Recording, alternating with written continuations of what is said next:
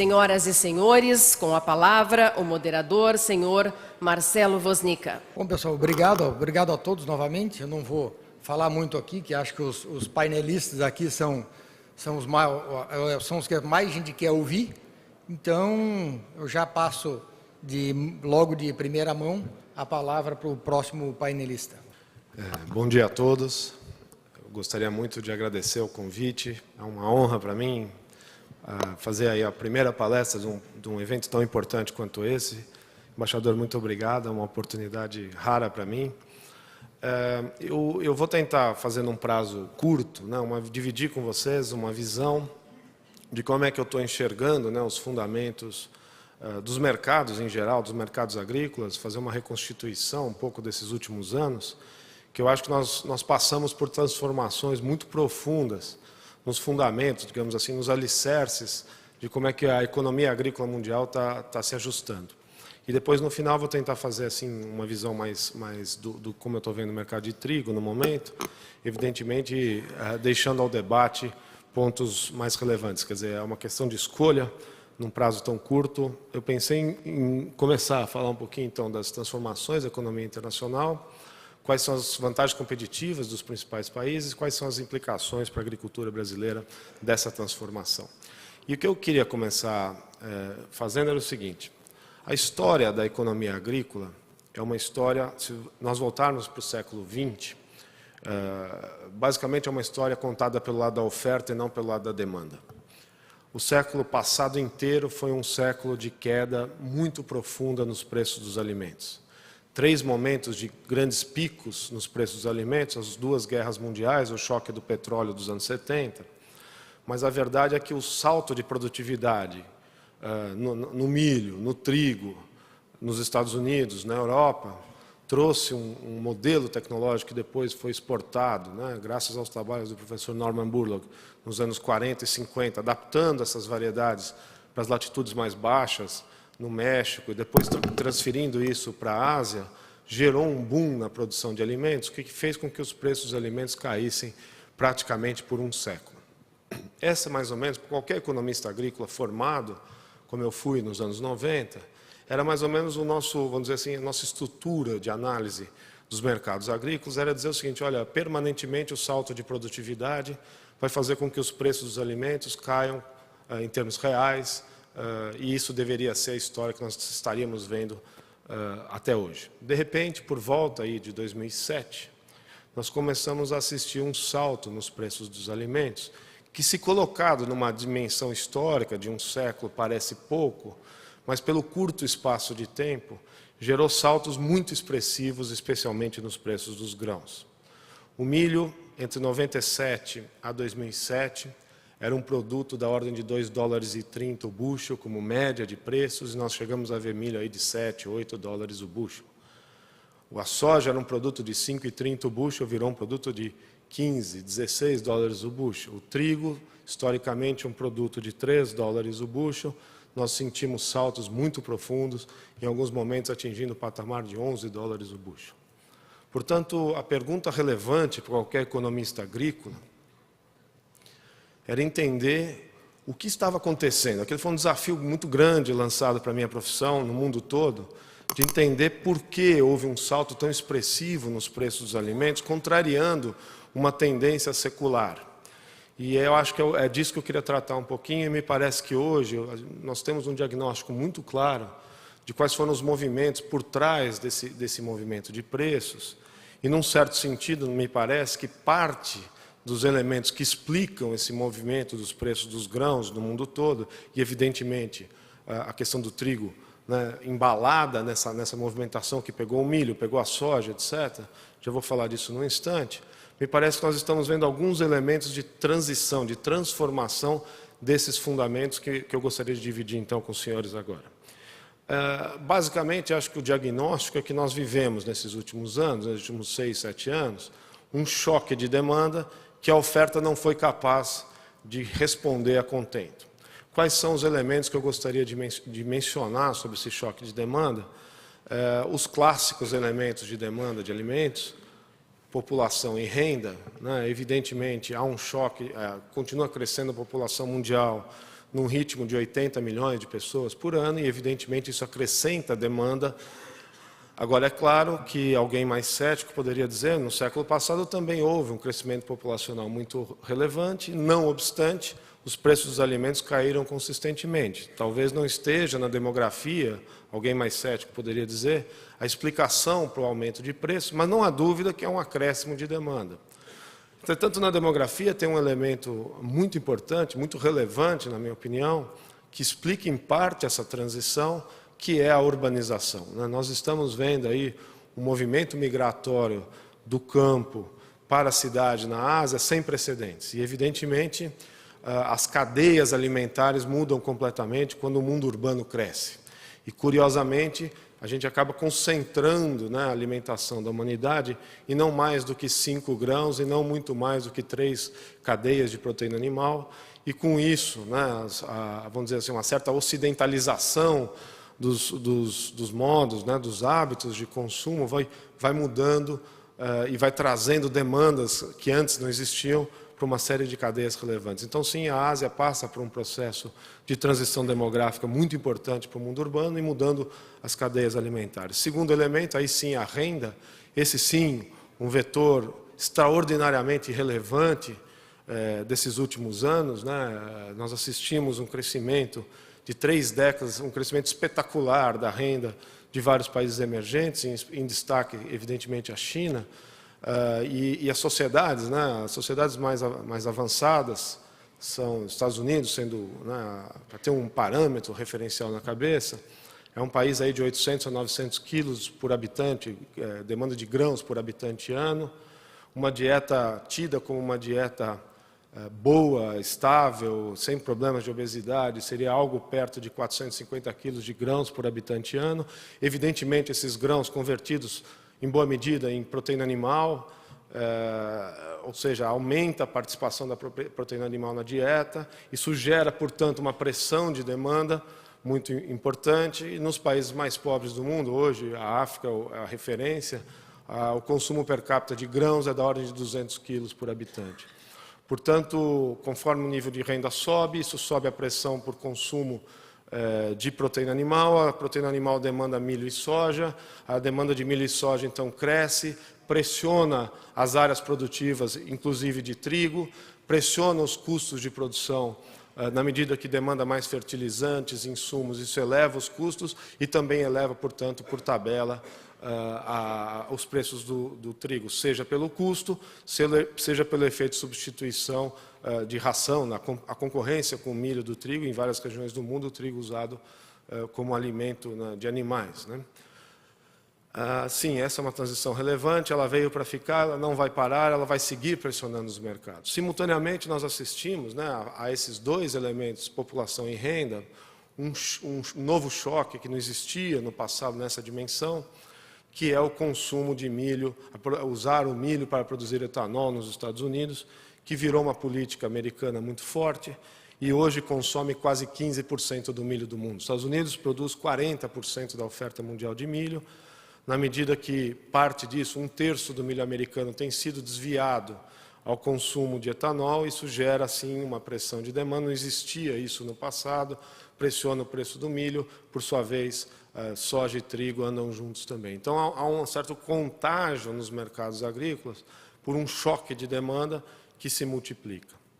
Um quarto ponto, esse sim me parece muito relevante para o momento que nós estamos, para pensar em precificação, etc., de trigo e dos demais mercados, também foi em 2008 que a crise americana bateu mais forte e o mundo, ficou evidente ao mundo que a economia norte-americana entraria num processo recessivo bastante forte. Para sair desse processo recessivo, Keynes, lá no século passado, já tinha nos ensinado que 2 políticas são adotadas pelo Estado. A primeira é estimular a demanda através de gastos públicos e a segunda é tornar a taxa de juros bastante baixa, para que tanto as empresas quanto os consumidores voltem a consumir, a investir, e para manter a taxa de juros baixa, é preciso, então, imprimir moeda, comprar títulos públicos, baixar o juro, e nós assistimos uma enorme expansão da oferta de dólares no mundo nesses últimos anos. Por consequência, era evidente a qualquer economista antenado com as transformações da macroeconomia que o dólar perderia força frente às demais moedas. Portanto, os detentores, os hedge funds, os grandes detentores de dólar do mundo, enxergavam claramente que o dólar perderia força e nós começamos, então, a assistir nos mercados de futuros agrícolas os fundos de investimento comprando ativos cotados em dólar, soja, milho, trigo, o que queiram, né, petróleo, etc., imaginando que a alta do valor em dólar desses produtos compensaria a perda de valor do dólar. Esse é um ponto que me parece muito importante, porque em 2008 eu errei bastante isso. Foi um momento que eu não consegui perceber, na velocidade que isso tomou, nós assistimos o mundo agrícola ser inundado por um movimento forte de compras de especuladores. Em alguns momentos, 90% das posições compradas nesses mercados estão na mão do que os americanos chamam de não comerciais, ou non-commercials, e isso gera, evidentemente, uma enorme volatilidade, mas gera também uma pressão de compra que ajudou a puxar o preço dos alimentos para cima. Esse é um movimento que me parece muito relevante, porque nós estamos vendo o fim dele, na minha opinião. A economia americana está reencontrando sua trajetória de crescimento de longo prazo, que é 3%. Provavelmente a taxa de juros sobe nos Estados Unidos, se não for em 2015, em 2016. Esse é um debate difícil de ser levado a cabo, mas nós já percebemos a movimentação dos fundos tirando um pouco essa pressão de compra dos mercados agrícolas, em especial em soja e milho, mas isso é um fato quase que generalizado. Evidentemente, isso está associado também a uma safra muito grande colhida nos Estados Unidos, a melhor safra de milho e soja, provavelmente, da história. Isso ajuda esse movimento de desinflar dos fundos, mas, na minha opinião, é bom a gente ter presente que nós nos acostumamos com preços em dólares que, provavelmente, nós vamos ver uma virada. Aos brasileiros, chama a atenção de um ponto muito vital. Esse é um momento que a percepção de preços ela é uma percepção um pouco problemática, porque, simultaneamente, se a minha hipótese aqui estiver correta, de que nós veremos menor pressão de compra dos fundos, porque o dólar volta a ficar mais forte no mercado internacional, por outro lado, o real tem que se desvalorizar frente ao dólar por uma série de razões que não dá tempo da gente elaborar aqui. Só que, no presente momento, nós ainda não vimos essa desvalorização tão agressiva, porque o Banco Central brasileiro vem fazendo gestões de venda, né, de dólares no futuro. Isso o meu ponto aqui é que ainda não estamos assistindo uma compensação na desvalorização do real do que eu acho que estará por vir. Ao mesmo tempo que o preço em dólar provavelmente já desinflou um pouco por causa da menor presença dos fundos nos mercados internacionais. Na Fundação Getúlio Vargas, só para ter uma referência, nós fizemos um estudo com talvez um dos melhores econometristas brasileiros e nós encontramos, e esse é o número prático que eu trabalho no meu dia a dia, que talvez, é difícil, é muito difícil, mas é um número que eu uso para mim como consultor no meu dia a dia, de tentar acertar a projeção de preço, algo entre 10% a 15% dos preços em dólar que nós assistimos nos últimos anos se devesse à macroeconomia de um dólar fraco, digamos assim. Então, provavelmente, nós vamos ter que corrigir nossa cabeça para uma nova realidade, se eu estiver correto na minha análise. Por fim, o último ponto que eu gostaria de fazer, dos elementos estruturantes dos mercados internacionais, que eu acho que talvez a gente veja uma mudança nos próximos anos, se refere aos estoques públicos, né? A política agrícola americana e europeia mudaram muito nas últimas 2 décadas, né? Se nós voltarmos para o passado, para a economia agrícola, para a política agrícola, que eu aprendi com meus professores do meu doutorado, né, de economia agrícola, fundamentalmente existia uma combinação de preços mínimos com uma política de estoque físico carregado pelo setor público, que era muito forte nos anos 80 e que, progressivamente, as reformas do Farm Bill nos Estados Unidos foram diminuindo a presença física do setor público nos mercados agrícolas. Sim, o preço mínimo segue existindo na política americana e europeia, mas o governo, se precisasse, né, ultimamente os preços têm se sustentado em patamares tão altos que não precisa exercer a política de preços mínimos, mas no caso, se tivesse que exercer a política de preço mínimo nos Estados Unidos, ele faria pagando uma diferença entre o preço mínimo e o preço de mercado e não carregando os estoques como era feito no passado. A consequência, pessoal, desse fato é altamente relevante para o equilíbrio do que eu quero dizer aqui para vocês. Conforme o tempo foi passando, conforme a demanda foi crescendo, os estoques públicos globais foram encolhendo no mundo inteiro. E nós, então, encontramos o mundo agrícola com o seguinte equilíbrio: uma demanda crescente, um movimento de fundos que gerava forte volatilidade de compra e venda num curtíssimo prazo, estoques muito baixos em praticamente todas as cadeias globais, ninguém querendo carregar estoque pelo custo do carrego desse estoque ser muito alto. A imagem é que os grandes traders do mundo passaram a operar o mundo tentando encontrar suprimento de grãos no mundo todo, e nós, então, enxergamos, né, uma diminuição progressiva dos estoques, porque o setor privado fundamentalmente não quer carregar estoque. Então, esse é mais ou menos, gente, o equilíbrio que nós encontramos hoje. Num certo sentido, quando a safra vem boa, ninguém quer carregar estoque, os preços parecem que não encontram fundo, como foi o caso da soja recentemente para a maior parte dos brasileiros. Quando há uma quebra em algum país relevante, os preços, então, dão uma alavancada para cima, por consequência de não ter uma demanda firme, sem grandes estoques globais de alimentos. Isso, para mim, é o grande equilíbrio que nós estamos vivendo. Sim, esse é um ano em que as safras de forte recomposição dos estoques de soja, de boa recomposição dos estoques de milho e, de acordo com o governo norte-americano, com os balanços de oferta e demanda do USDA, de uma certa estabilidade na relação estoque-uso no mercado de trigo. Não é por outra razão, se nós olharmos, que o mercado futuro de trigo tem esboçado uma certa estabilidade, né, nos preços futuros, porque há uma leitura, em termos globais, de que o balanço mundial de trigo vai se dar de uma maneira assim, razoavelmente estável. Eu vou ter que pular um bocado de coisa que a gente gostaria de conversar com vocês. Vim preparado aí. Pode tomar um pouco mais de tempo?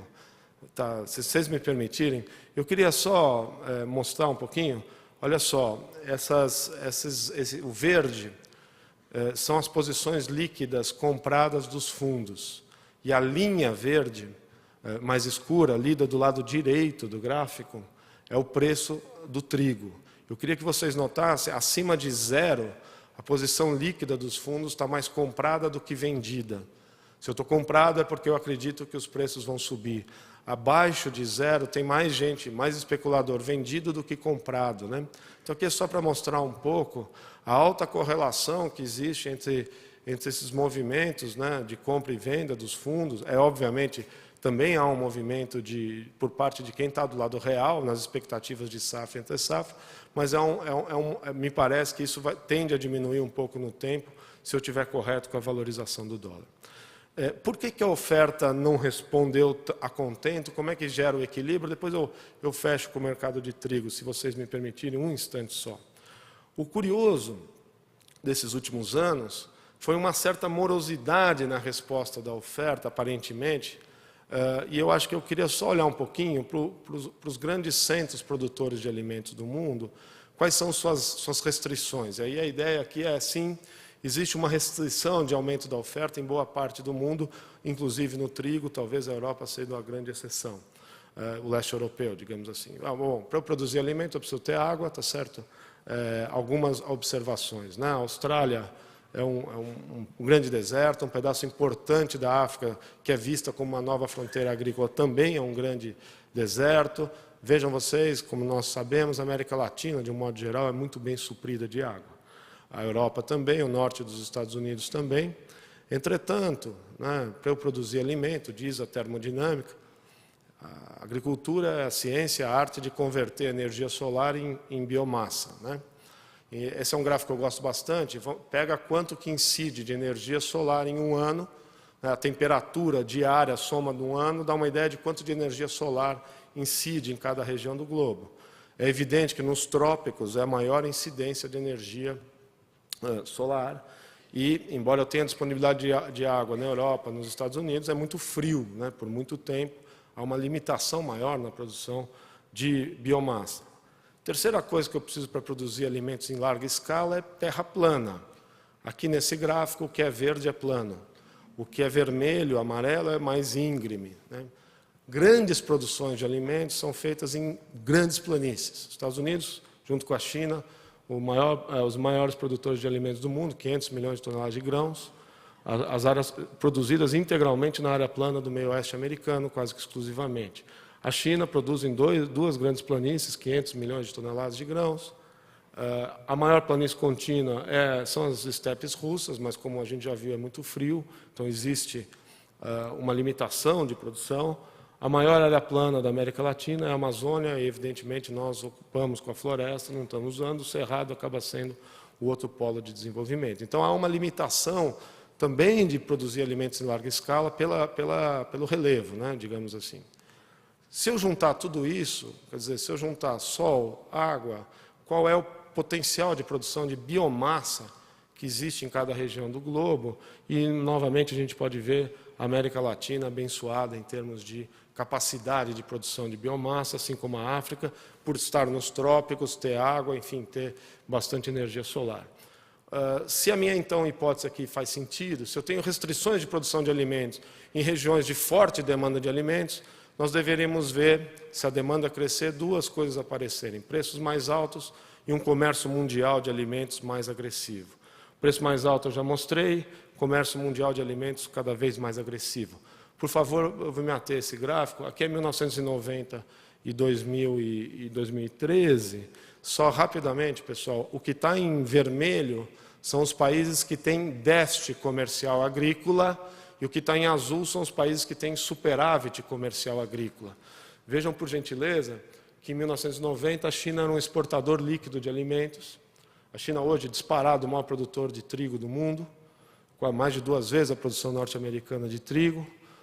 Era um país essencialmente, era tão pobre que exportava alimento, e vejam vocês, 20 e poucos anos depois, a China se torna o maior déficit comercial agrícola do mundo. O Japão já era um grande déficit comercial agrícola, se torna maior ainda.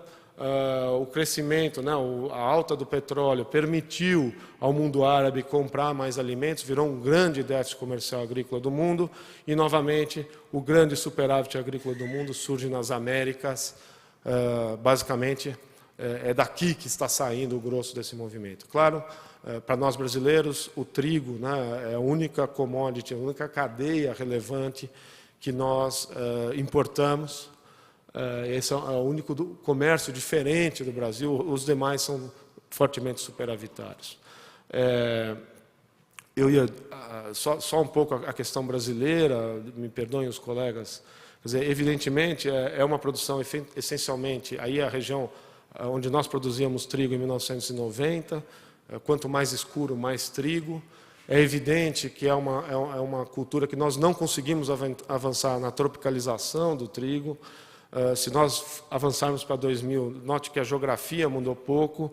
Em 2012, desculpa, é o último dado por município, a gente começa a ver alguma intensificação no cerrado, em áreas irrigadas. Esse é um fenômeno novo que surge de uma certa tropicalização, mas não sei até que ponto, se não é por conta de preços muito convidativos que viabilizam isso, mas, de qualquer maneira, essencialmente um produto de clima mais subtemperado, né?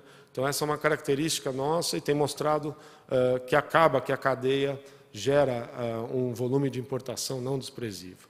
Para a gente olhar um pouquinho, então, mais para o curto prazo, né, o que é a projeção de produção deste ano do USDA, quase 720 milhões de toneladas de trigo. Não sei se o professor Alan vai falar um pouco sobre esses assuntos, eu vou tentar ser um pouco mais breve do contexto mundial. Do ponto de vista de consumo, 713 milhões de toneladas, né? Exportação, o trade, o comércio mundial de trigo tem sido da ordem de 155 milhões de toneladas. As importações brasileiras fazem aí 5%, 4% do comércio mundial de trigo. É um país relevante em termos de importação, é bastante pulverizado em diversos outros países pequenos, esse comércio mundial de trigo, né? E este só para eu fechar e depois trazer para a discussão para o Brasil, é um quadro que eu gostaria de apresentar do que o governo americano está vendo de balanço de oferta e demanda para o mundo do trigo nesta safra. Por gentileza, né, a linha verde aqui de cima soma a produção de diversos países do mundo, tá certo? E iniciamos, então, 2014, 2015, na visão do governo americano, com um estoque mundial de 186 milhões de toneladas, uma produção prevista de 711 milhões de toneladas, uma observação relevante. Note que o governo americano está falando em 12 milhões de toneladas para a Argentina e 6 milhões e 300 para o Brasil, bastante distante do número brasileiro que a Conab soltou recentemente de 7 milhões e 600 mil toneladas de produção no mercado interno. Os estoques mundiais, então, iriam a 713 milhões de toneladas, perdão, o consumo de 713 milhões, os estoques de 193. Queria, por gentileza, que os senhores notassem que a relação estoque-consumo no mundo fica relativamente estável ao ano agrícola, né, que se encerrou agora em agosto, e, com isso, os preços vistos no mercado futuro, como eu já mostrei, indicam uma certa estabilidade ao redor, aí, alguma recuperação de $5 o bushel. No curto prazo, a colheita no mundo todo, alguma acomodação de preços, e depois o mercado se reencontra esse patamar um pouco mais alto. Para nós brasileiros, de novo, a questão variável fundamental na precificação da cadeia é o que vai acontecer com a taxa de câmbio. Então, cabe a mim 2 últimos comentários, que eu já estourei meu tempo e peço desculpas aí ao organizador. Eu acho que nós vamos ter trajetórias de câmbio diferentes no curto prazo. Estamos diante de uma eleição. Eu acho que, se o governo, a situação ganhar, provavelmente o real se desvaloriza logo no momento seguinte da eleição, porque os mercados vão ficar mais conturbados. Por outro lado, se a oposição ganhar, provavelmente no curto prazo o real se valoriza. Quanto? Talvez um câmbio de 2,20, é o que você mais ouça dos grandes especuladores, dos grandes operadores de mercado de câmbio, mas eu acho que essa trajetória é uma trajetória diferente para o que deve acontecer nos próximos 2 meses. Por outro lado, na nossa opinião, pelos fundamentos, que não dá tempo da gente explorar, mas avançando para 2015, em ambos governos, o real deve se desvalorizar, deve encontrar patamares, na nossa opinião, de 2,50, quem sabe um pouco mais, 2,60, dependendo, de novo, de quem ganhar. Então, isso vai afetar um pouco a precificação do trigo no próximo ano. Por fim, o grande debate brasileiro é se, de fato, essa safra é de 7 milhões e 700 mil toneladas. Estamos num momento crítico de avaliação de produção, temos muita dificuldade de leitura, sabemos que o final foi muito ruim da safra, é uma safra brilhante, que tinha tudo para ser espetacular, mas eu não me assustaria, aí é uma opinião minha, se nós perdêssemos aí 1 milhão de toneladas das previsões que o governo vem fazendo, de 7 milhões e 600 mil, 7 milhões e 700 mil toneladas. É difícil ler, vocês me perdoem, o momento é crítico, a gente liga, conversa, fala com muita gente, é uma percepção. Talvez o governo americano, a visão dele, esteja com uma leitura mais adequada ao momento que a gente está vivendo, na minha opinião. Tá certo? Pessoal, me perdoem se eu estourei o tempo, me desculpe, é difícil resumir em 20 minutos um assunto tão complexo, mas eu me ponho totalmente à disposição, posteriormente, para qualquer pergunta, qualquer dúvida que tenha passado muito rápido. Mais uma vez, muito obrigado, é um prazer e uma honra para mim estar num evento tão importante. Bom, pessoal, agora nós temos mais, acho que 10 minutos, mais ou menos, uns 5 minutos para fazermos algumas considerações, alguns debates. Então, eu queria, no momento, abrir a pergunta ao auditório para qualquer um dos 2 painelistas aqui. Qual o impacto, né, eu vi ali a rápido aumento da produtividade do milho. E também está havendo 2 fatores nos Estados Unidos que podem influenciar, vamos dizer, essa equação, que seria a tecnologia de etanol de 2ª geração, second generation ethanol, e também a redução dos subsídios ou a redução da quantidade de blend de etanol na gasolina americana. Isso não poderia favorecer o trigo? Concordo integralmente com isso. A história do etanol de celulose, ela tem uma dimensão muito restrita, eu acho. Isso vai afetar pouco. Então, me parece, como efeito, mesmo aqui no Brasil, que nós teríamos uma biomassa já na usina, o que permitiria um aproveitamento muito bom e, portanto, teoricamente, um rendimento alto, nós estamos com um preço de energia muito alto também. Então, hoje, queimar bagaço é muito mais negócio do que, teoricamente, produzir etanol de segunda geração. Então, é um desafio muito grande isso. O último ponto que eu acho que eu queria fazer, quer dizer, eu acho que o mundo do trigo, na minha visão, a gente tem muito pouco conhecimento da Ásia. Se teve alguma coisa que não aconteceu nos últimos 5 anos, foi uma quebra relevante de safra na Ásia, que era um pouco o que os hedge funds esperavam para essa safra. Quando começou a vir a ideia de um El Niño, em geral, anos de El Niño são correlacionados com safras muito ruins na Ásia, nós vimos posições compradas dos fundos por volta de abril, o plantio norte-americano estava atrasado, os fundos compraram muitos grãos, na aposta que, de um estoque apertado nos Estados Unidos, embora a safra americana pudesse vir boa, nós teríamos uma quebra muito agressiva na Ásia, que não aconteceu, porque o El Niño foi perdendo força, é um cenário de quase neutralidade. Então, uma coisa só que eu alerto é o seguinte, nós não conhecemos como vão se comportar os preços com uma quebra relevante na Ásia, que vai acontecer em algum momento. Esse é um ingrediente do equilíbrio de oferta e demanda global, que hoje a dominância é do grande produção de milho nos Estados Unidos.